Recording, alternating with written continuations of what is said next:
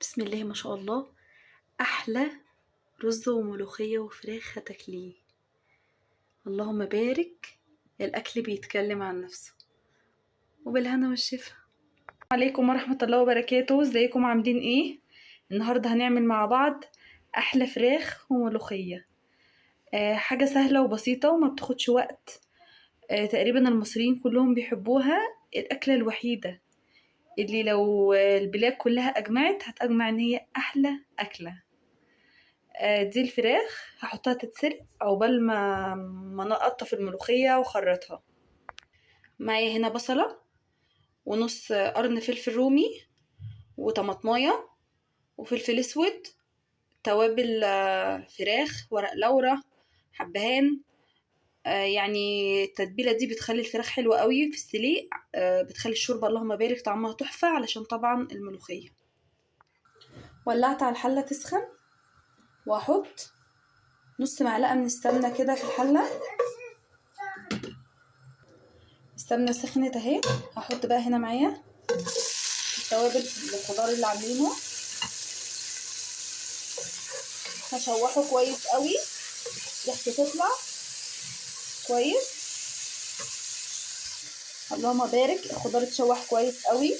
هحط دلوقتي الفراخ. بسم الله الرحمن الرحيم. ودلوقتي حطيت الفراخ كلها. هحط دلوقتي الملح، اهم حاجه الملح بتاعها يتظبط اهو، ملح وفلفل اسود كده.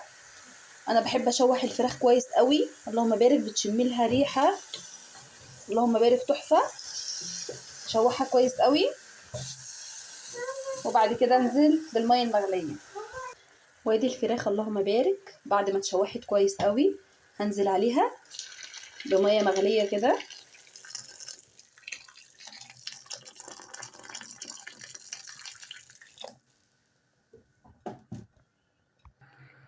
اهي بتغلي اللهم بارك. هوطي عليها بقى واسيبها تستوي براحتها عقبال ما اقطف الملوخيه واخرطها. وادي الفراخ بقى استوت اهي. هطلعها دلوقتي كده من الشوربه.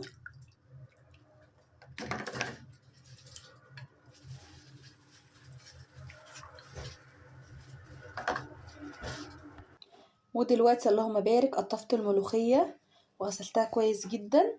وهحط عليها بقى دلوقتي حته فلفل صغيره وفصين توم، هخرطهم كده مع بعض. اللهم بارك، بيخلي الملوخيه لا يعلى عليها. وما تنسيش بقى تصلي على النبي في الكومنتات وتعملي لي لايك. وادي الملوخيه اللهم بارك خرطتها. احط بقى انا حطيت الملوخيه كده في الحله عشان احط الشوربه على قد الملوخيه، يعني الملوخيه لازم تتحط الاول وبعد كده انزل بالشوربه. بسم الله الرحمن الرحيم.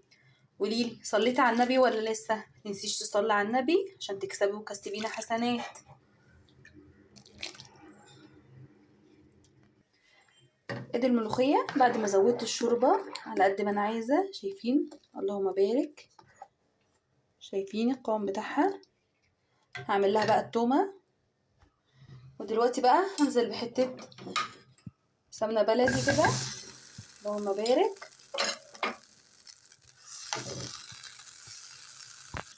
ودلوقتي الزبده ساحت، هنزل بقى الثوم كده.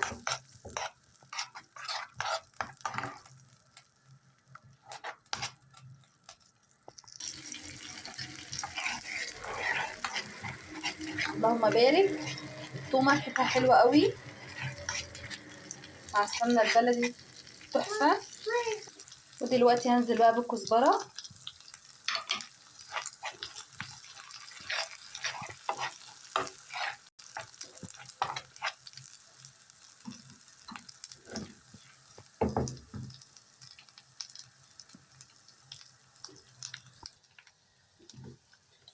بسم الله.